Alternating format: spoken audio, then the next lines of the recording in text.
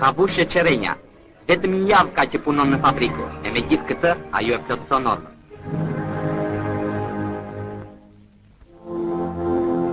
Me vendosjen e pushtetit popullor, njerëzit e punës janë bërë njerëzit më të dalluar në shtet. Për ta, hapen kat e kat dyert e pallatit ku jetoi mbreti dhe ku sunduan fashistët.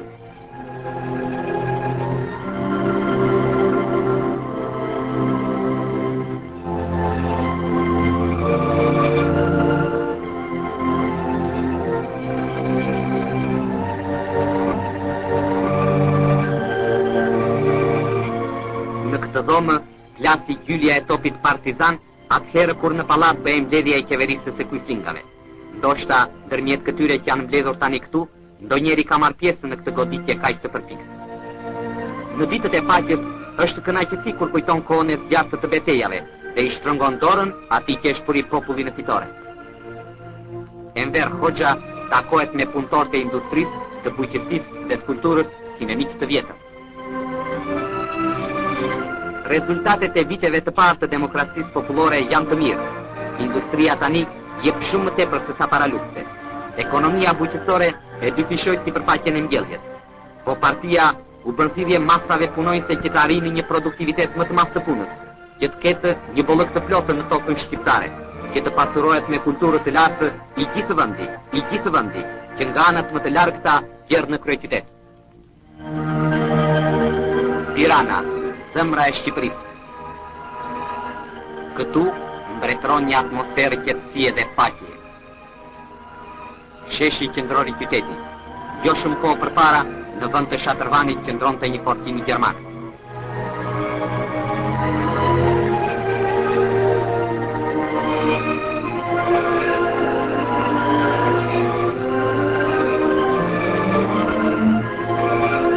Tirana ruan me dashuri kujtimin e heronjve të rënë në luftë. Ja rruga u vran nga xhelatët e Mustafa Krujës, e rar Kemal Stafa. Kjo pllakë përkujtimore u vendos aty ku heroi i kombit Vojo Kushi derdhi gjakun në luftë të ashpre të pabarabartë kundër zjarrit e çelnikut fashist. Këtu rra heroi kombëtar Nisto Mane, luftëtari punëtor, një nga pionierët e lëvizjes antifashiste të rinisë. Në kotrinën e lartë mbi kryeqytet, monumenti i herojve të rënë në luftën shlirimtare.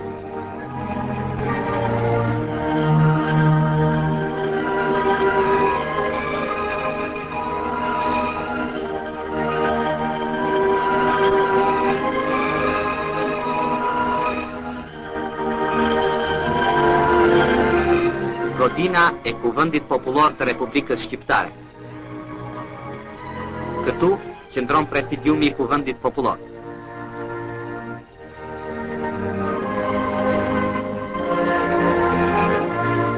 Në këtë shtëpi punon organizata e Bashkimit të Grave Shqiptare. Ato i udhëheq pjesëmarrësja trime luftës nacional çlirimtare Nexhmie Hoxha.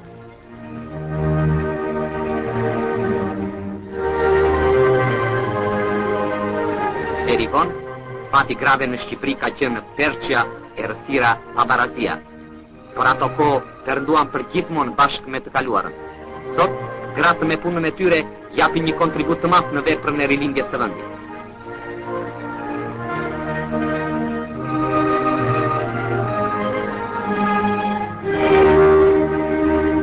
Në ish pallatin e Zogut, tani ishte ngritur Shoqëria për Lidhje Kulturale me Bashkimin Sovjetik. Shtëpia e librit sovjetik.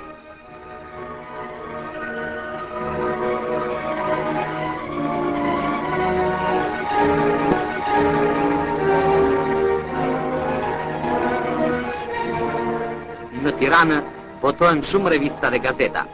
Ato lindnë nga komunikatat ilegale që thërrisnin popullin në luftë për të ardhmen e tij. Lidhja e shkrimtarëve. Edhe kjo një organizatë e re për Shqipërinë. Shkrimtarët shqiptarë së bashku me popullin për në rrugën e luftës. Temat kryesore të letërcisë së sotme shqiptare janë heroizmi i popullit, dëshira e tij për liri dhe për krijim. Shkrimtari Dini Sako, ish partizan, lexon veprën e tij të re.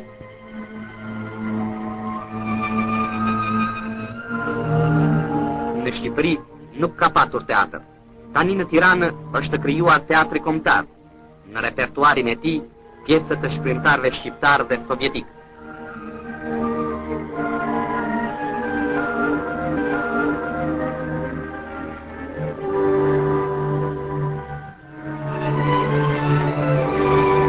Një nga ngjarjet më të rëndësishme të jetës së Shqipërisë së re është liceu artistik me emrin e piktorit dëshmor Jordan Nisja, rënë në fashizëm.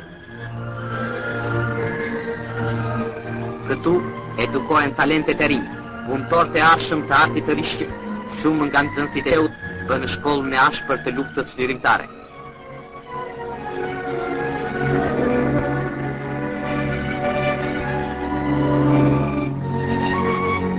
Jeta dhe zemrat e partizanëve janë motivet kryesore të krijimit të piktorëve dhe skulptorëve rinj.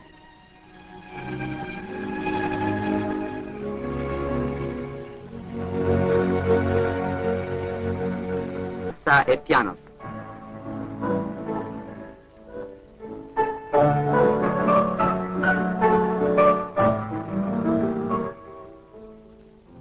Klasa e violinës.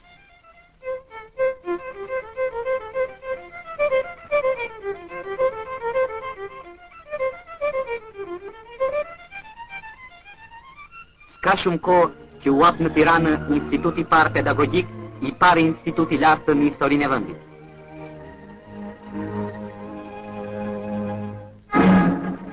Në Tiranë është edhe një shkollë tjetër, shkolla e mesme ushtarake me emrin e Skënderbeut, luftëtarët legjendar për pavarësi.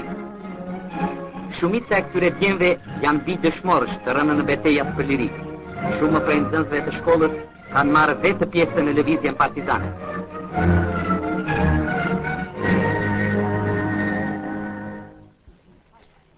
Ja kur jeshtua kompania e Gjergj Aleksi.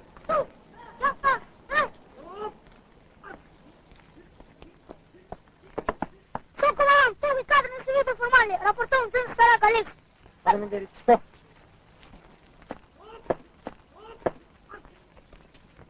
Tek e faqit. Tani, nxënësit e shkollës ushtarake po përgatiten për paradën e 10 korikut, dita e themelimit të ushtrisë kombëtare. Dita e ushtrisë është festa më e dashur e popullit shqiptar.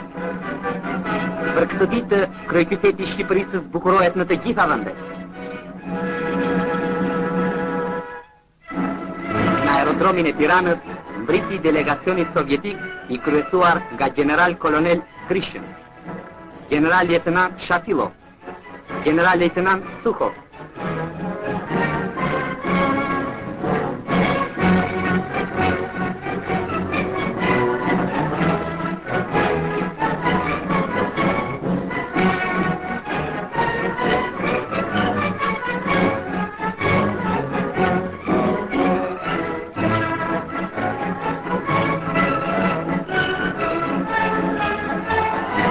Populli i Tiranës i pret me dashuri të dërguarit e ushtrisë sovjetike.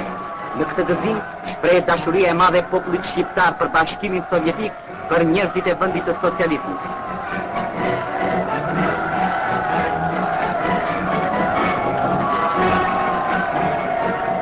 Për ditën e ushtrisë në Tiranë kanë ardhur miq nga të gjitha anët e Republikës. Nga veriu, banorët e fshatrave të malësive. Nga jugu, fshatarët e krajinës së Delvinës. Ka shumë kohë, këta njerëz as që mund të mendonin ta shikonin Tiranën, që ishte një kamp ushtarak fashist. Tani, ata janë këtu zotër.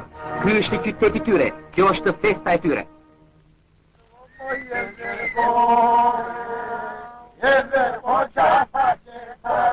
Kështu e kin valle në Kurvelesh, në krajinën që u mbulua me lavdi gjatë viteve të rezistencës.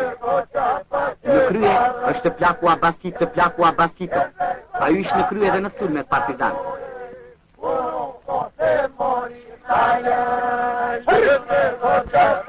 Gjyshërit e tyre e deshin këtë valle. Tani I kanë thurur asaj një këngë të re, për Lirinë, për Enverin, për Stalinin. 25 gërsheta, kështu quhet kjo valle e fshatarëve të Dargës.